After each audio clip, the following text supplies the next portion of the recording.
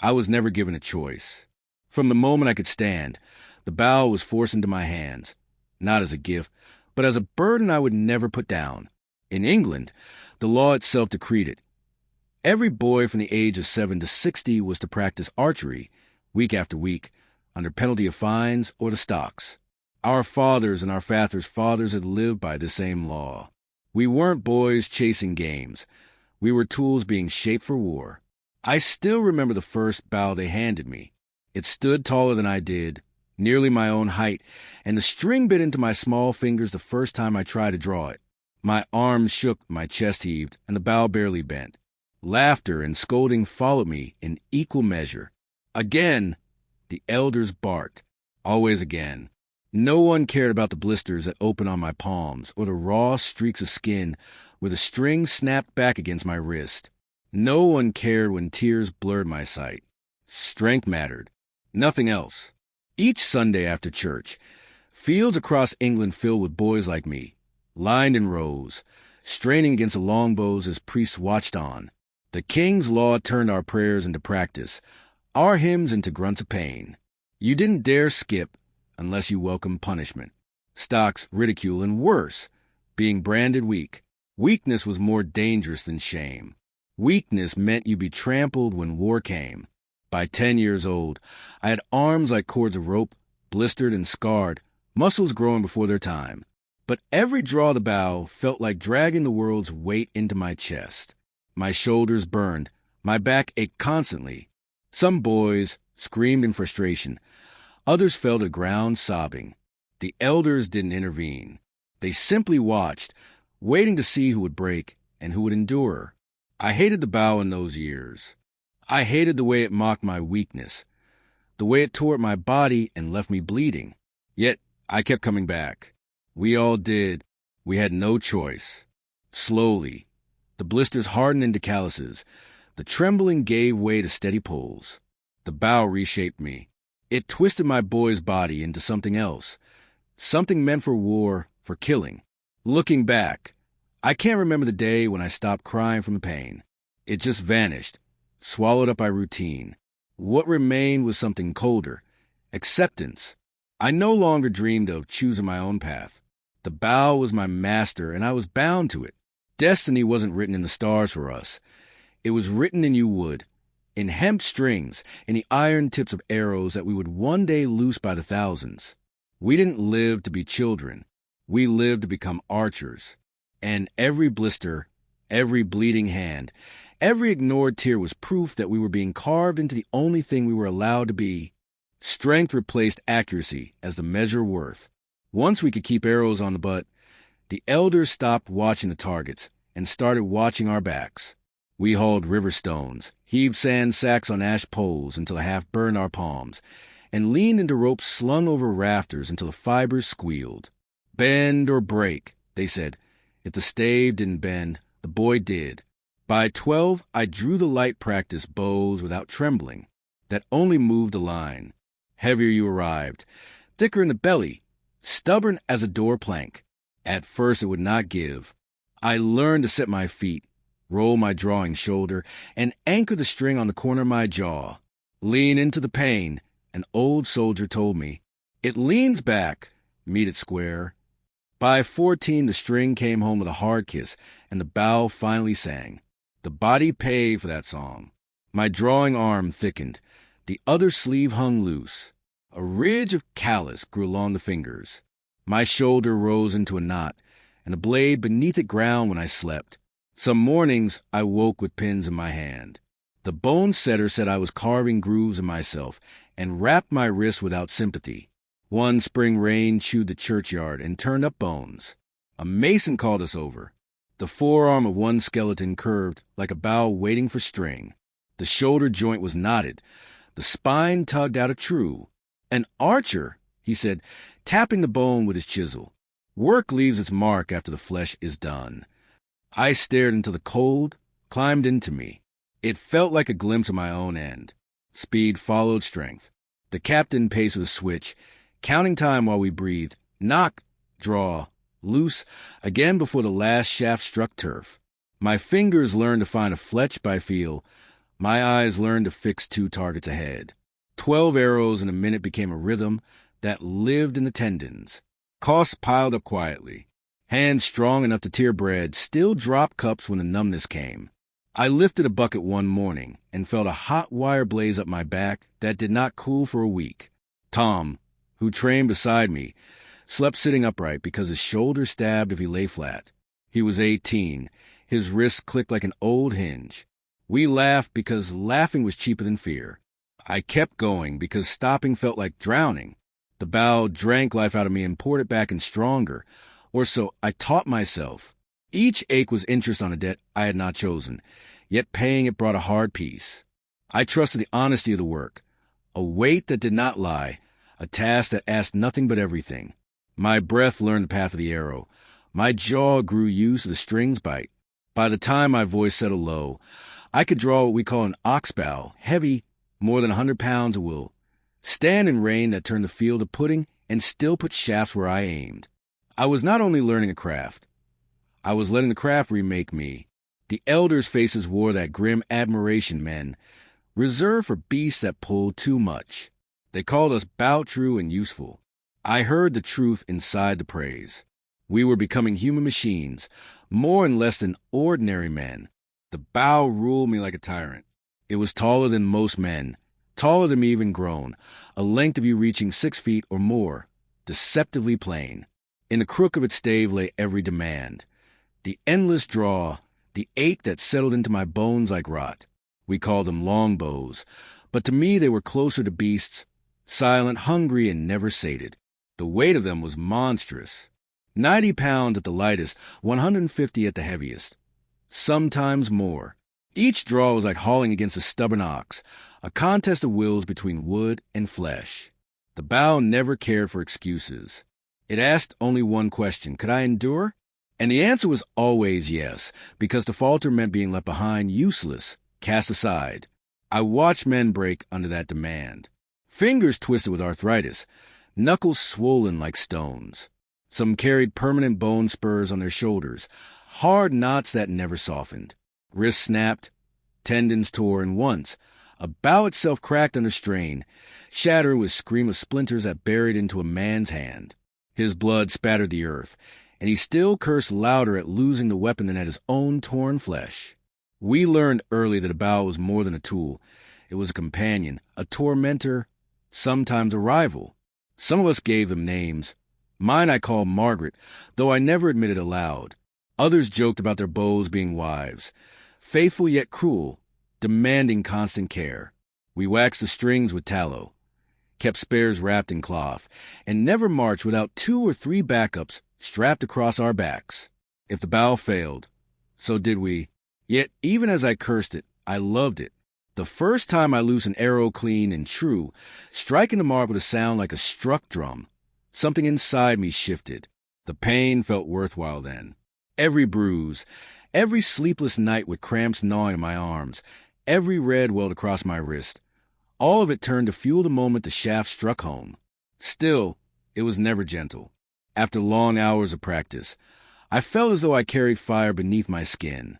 My arms throbbed, my back screamed, my chest heaved as though someone had bound it in iron.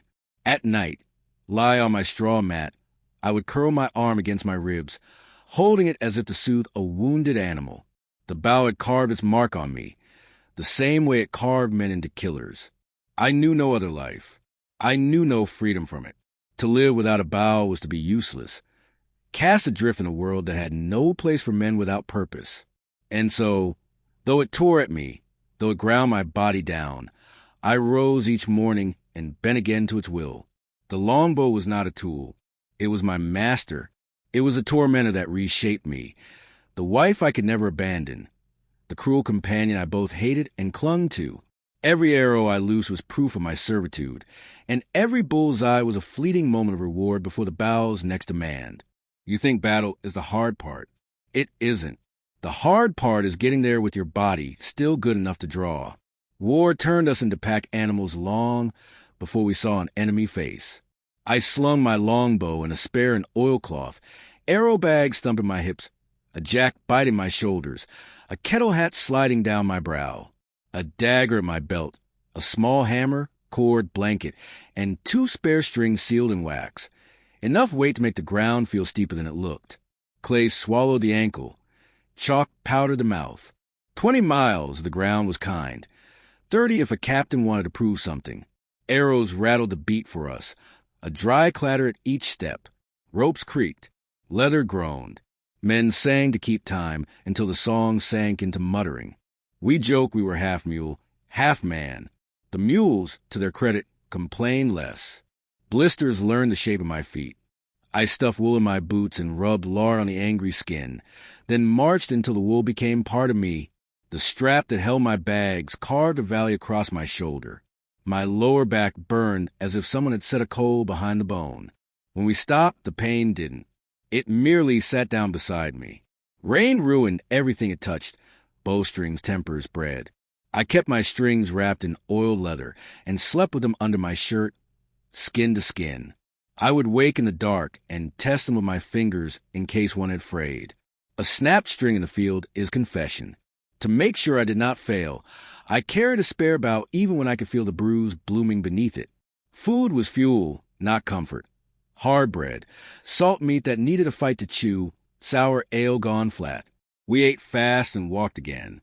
When the wagons bogged, hunger had a weight of its own, the belly dragging at the spine. Across rivers we waded waist-deep, holding bows high while icy water slapped our ribs. Up ridges we leaned forward and climbed on our toes until calves burned. Down the far side we braked with locked knees and prayed the nails in our soles held. At dusk we hammered stakes in wet ground to face the night, our thin hedge against horses and courage. Then the coughing, the picking at feet, soft curses by firelight. A march has its own duels. My mind would whisper, set it down, lay the weight in the ditch and breathe. My pride answered, lift. So I lifted. Tom's shoulder finally gave out on a hill that had no top. He bit a strap, made a sound like a kettle shrieking, and would have sat forever if I hadn't shoved a spare bow onto my own back. You're more mule than man, he said. I'm both, I told him, and neither, and we kept moving. Sleep was a negotiation. I slept curled around the bow to keep the rain off it, knees aching, hip bone grinding against earth. Dawn meant cold bread and stiff hands. You flexed them until they obeyed. Then you stood, shouldered the life you chose, or the life that chose you, and set out again. By the time we reached any battlefield, we had already fought for days, against mud, wet weight, and the quiet treachery of our own flesh. Whatever the enemy intended to do to us started long before his arrows flew. The road did the first half of his work. You learn to read the field like a ledger before you ever read the enemy's face. A rise to make them climb, clay to eat their hooves, a ditch to break a charge. Good ground is half a victory. We paced it with the captain, measuring by strides. Stakes went in at a slant, iron points forward, a wooden hedge to skewer horses. Behind it we strung ourselves in a wide curve so our fire overlapped, a mouth waiting to close. Signals were simple because fear complicates the clever. A horn for ready, a raised hand for hold, a slice of the fist for loose. Wind from the left meant aim a man's width into it. Gusts meant listen for the hiss of other men's arrows. We set our bags open and counted first sheaves, bodkin for armor, broadheads for horses. The smell of goose fat mixed with wet wool and tallow. When the enemy showed, lances a small forest, banners bright as lies, we did not shout. The first command was quiet. Knock. Fingers found the notch by habit. Draw. The bow's weight rolled into the back and down the ribs. Hold. The whirl went narrow, a tunnel from my eye to the gray sky. Loose. A black weather lifted from our line. You can't see your own arrow once the sky fills. You see a storm that belongs to all of you. The sound is not a whistle. It is cloth tearing, 1,000 threads at once. Men under a chained shape. Some fold, some crumple, some vanish beneath falling horses. Another horn. Knock. Draw. Hold. Loose. The rhythm takes you. 12 to the minute if your fingers behave. Enough lines of us, and the air feels weighted. Knights always believed their plates could carry them through. Bodkins taught a truer lesson. We aimed long to drop shafts at steep angles. seeking the joints, the armpit, the eye-slit. When they slowed in the mud, we aimed low and thickened the ground with dead. Broadheads found horseflesh, and panic did the rest. A broken charge breaks men you never touch. There's a cruelty in that distance. I killed men I never met, men whose faces I could not swear to if their mothers begged me. Yet the craft does not stop to ask mercy. You watch the wind, you watch the flags, you watch the gaps. If a drummer falters, you feel it in your fingers and correct the beat yourself. If the captain falls, the line keeps time without him. We were not heroes. We were a machine.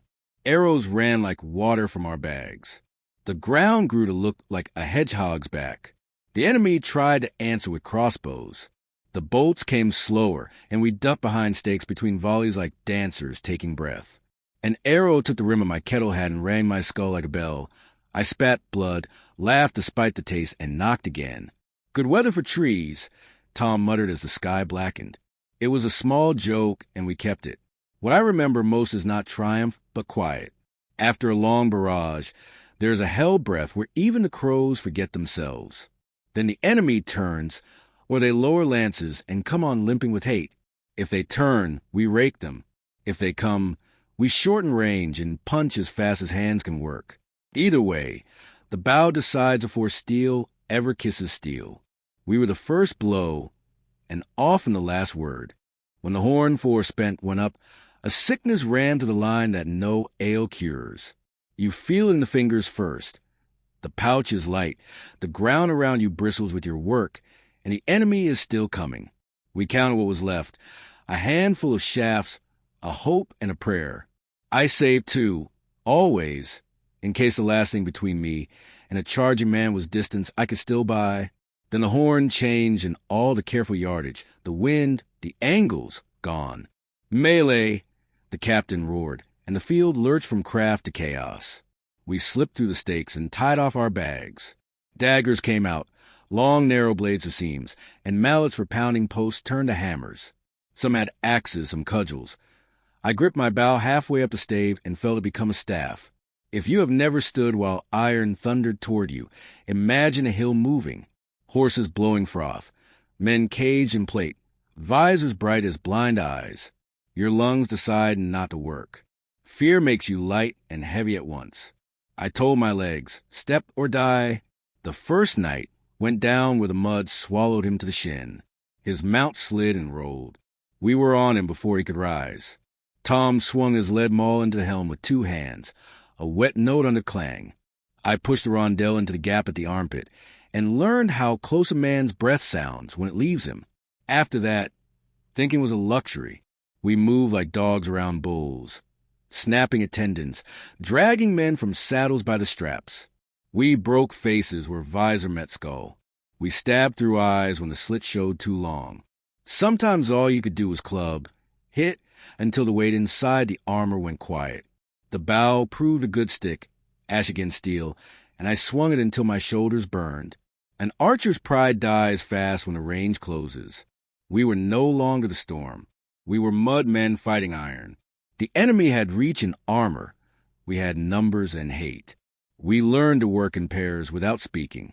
One blinded, the other finished. One hamstrung the horse. The other hauled the rider into the hedge of stakes. There are noises no prayer covers. The scrape of a knife on bone, the way a horse screams when hamstrung, the bubbling talk of a night begging for water you cannot spare.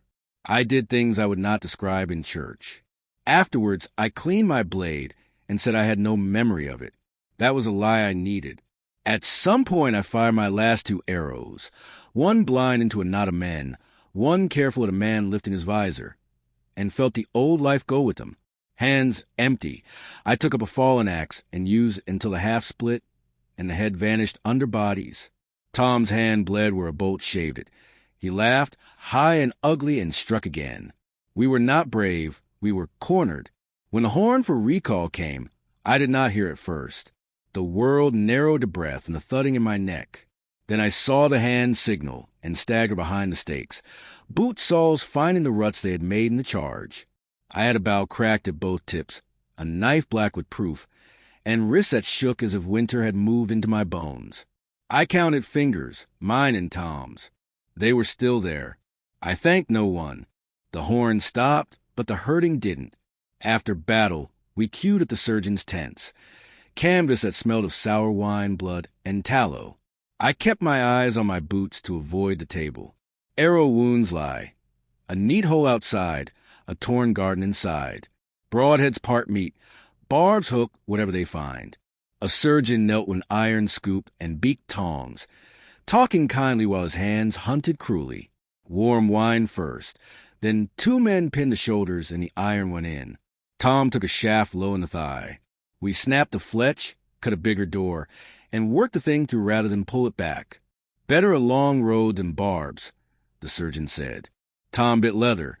The head came free slick and ugly. They washed the tunnel with wine, packed it with honey and vinegar, stitched the skin with bristles through holes pricked by an awl, and bound him in linen that had lived too many lives. Rot comes quick when the weather is warm, and the straw is old. The surgeons had tricks that might be mercy or theater. Herb poultices with dung, cups to draw corrupted blood, and always a cautery iron heating in the brazier. The iron hisses where it kisses. Flesh tightens. Men go quiet when a thing cannot be helped. Not everyone keeps a limb. I watched an arm go in the time it takes to say the credo. For held him, one sawed. The 5th press a brand until the spurting stopped. No poppy for our kind. Ale in a stick. A priest if lucky. He lived until night. Some wounds don't show at first. Hands fall asleep and never wake. Backs lock in a bow they cannot unbend. I spat blood 3 days after a helm ran my head, and the world ran half a beat slow. You'll sleep or you won't, the surgeon said. Either way you'll wake different. He was right. Men made their own cures when the official ones failed.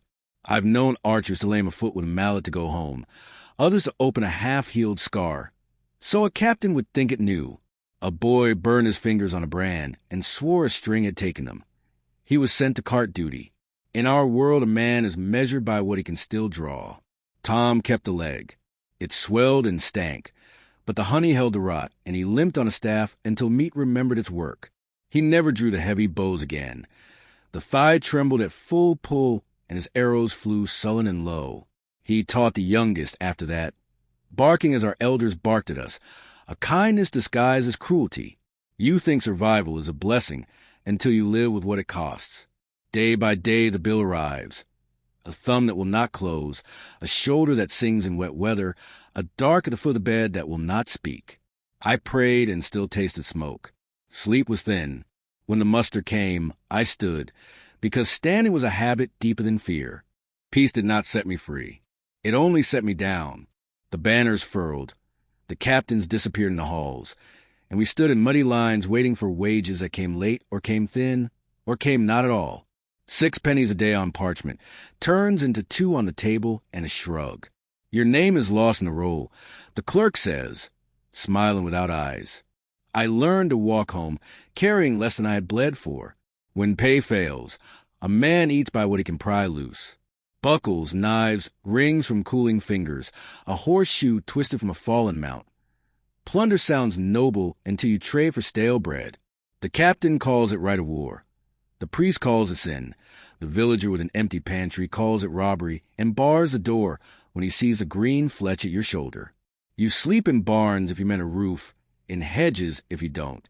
The watch eyes you as if the field never ended. I pawned my kettle hat the first winter, then my dagger the second. I kept the bow. Everything else could vanish, so long as that length of you stayed in my hands. I cut arrows by the hearth and bartered with a goose woman for feathers. Taught boys to loose in the churchyard for a copper or 2. Tom limped beside the butts and barked like our elders had, a kindness in a cruel shape. Lean into the pain. I heard myself tell a lad, and tasted the ash of old advice on my tongue. Work between musters was whatever hurt enough to pay. Ditching, hauling stone, thatching until the straw made my hands bleed in old places. A carpenter tried me and watched my fingers tremble on the chisel. You're strong, but the tool is small, he said, and gave the day to a steadier hand. The bow had taught my body a single task too well. Everything else felt like betrayal. The church called us proud and the gentry called us necessary filth. Women pulled children close when our shadows crossed theirs. In market, I felt eyes on my hands, swollen knuckles, bent fingers that would never lie flat. Once a girl flinched when I reached to help her pick up a drop basket. The shame burned worse than any brand. I bought an apple with a bent coin and could not taste it. We buried were behind the alehouse wall because there was no money for a plot. His stump bothered him in winter. One night it bothered him into the river. The priest mumbled fast. The men looked at their shoes. Tom slipped a single arrow into the dirt. Goose feathers bright against clay. So at least a marker would remember what he had been. I whispered his name to the ground and wondered who would whisper mine. Sometimes the wind through the trees is a horn to me, and the crows lifting from a field look like our old weather of arrows. I wake with my hands around air, the bow drawn to an anchor point my body will not forget. In those moments, I almost believe I still belong to something. Then the room returns. Damp wall, cracked cup, my boots by the door turn out to dry. Habit makes me stand when a muster is called, even if it's only the bell for market day. You can leave a field, but the field does not leave you. There are men who think war makes heroes. War makes memories and bills. Peace makes the men who must pay them. I once watched armored nobles fold under rain I helped call from the sky. Now I count pennies for a loaf and hope the miller is kind. If I am remembered at all, it will be by the curve of my spine and the way my fingers do not open. We bent the world with arrows. The world bent us back and kept bending.